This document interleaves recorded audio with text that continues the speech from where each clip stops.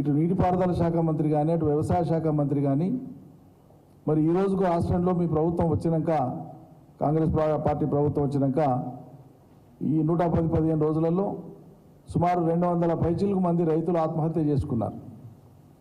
ఒక్క రైతు కుటుంబం దగ్గర కన్నా మీరు పరామర్శకు పోయినరా? ఒక్క ఎండిన పొలం కాడికన్నా పరామర్శకు పోయినరా? రైతులు మంట పెట్టుకున్నటువంటి ఒక్క పంట కాడికైనా పోయి పరామర్శకు పోయినరా? అయ్యి ఎందుకు ఇట్లా చేసుకుంటారు, మేము ఉన్నాం, మీరు చెప్పే వాదన అయితే చెప్తున్నారో ఇది ప్రకృతిపరమైనటువంటి తప్ప మా తప్పలేదో చెప్తున్నారో ఇదే మాట రైతుల దగ్గరికి పోయి మీరు ఎందుకు చెప్తలేరు? మరి ఎందుకు ఓదారుస్తలేరు? ఎందుకు సాంత్వనపరుస్తలేరు? మీరు చెప్పేదే నిజమైతే ఎందుకు ఒప్పిస్తలేరు రైతుల్ని? మరి మీరు చెప్పేదే నిజమైతే రైతులు ఇటువంటి చర్యలకు పాల్పడకుండా ఉండడానికి ధైర్యం ఎందుకు ఇస్తలేరు? మరి అంటే మీరు పిరికివాళ్ళు. రైతాంగాన్ని ఎదుర్కొనేటువంటి ధైర్యం సత్తా మీకు ఇలా లేదు, మీరు కోల్పోయారు. ప్రభుత్వం వచ్చిన అతి తక్కువ సమయంలోనే మీరు ఆ శక్తిని ఆ ధైర్యాన్ని కోల్పోయారు. మీకు లేదు, పిరికితనం మీద. ఎందుకంటే మీరు ఇచ్చినటువంటి మాట ప్రతి ఎకరాకు ప్రతి రైతుకు 15,000 రైతు బంధు అన్నారు, కౌలు రైతుకు అన్నారు, 12,000 రూపాయలు రైతు కూలీలకు అన్నారు, బోనస్ క్వింటాల్కి 500 అన్నారు. ఇవేమి చేయలేదు కాబట్టి అలా మీరు రైతుల దగ్గరికి పోతే మీ ముఖాన ఇవన్నీ అడిగి ప్రశ్నిస్తారని రైతులను ఎదుర్కొనేటువంటి ధైర్యం లేక మీరు పోలేకపోతున్నారు.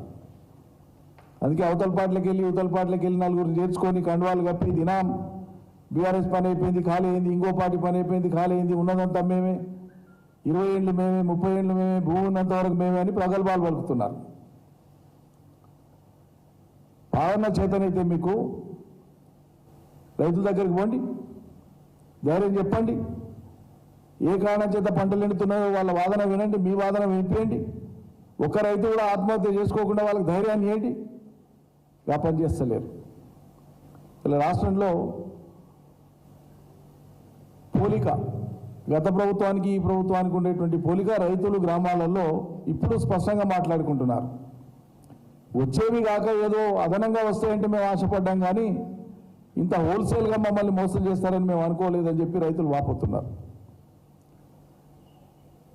చాలా పెద్ద ఎత్తున మేము మోసానికి గురైనాం అనేటువంటి విషయాన్ని ఇలా రైతాంగం మాట్లాడుకుంటున్నారు.